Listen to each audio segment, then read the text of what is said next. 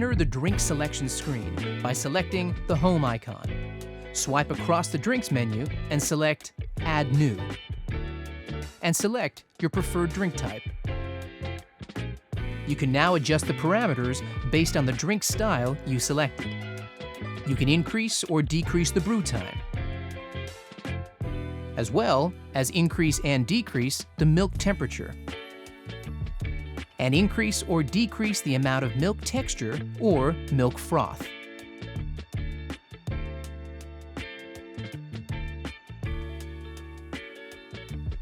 Select an icon you love and give your masterpiece a name. Now, save it.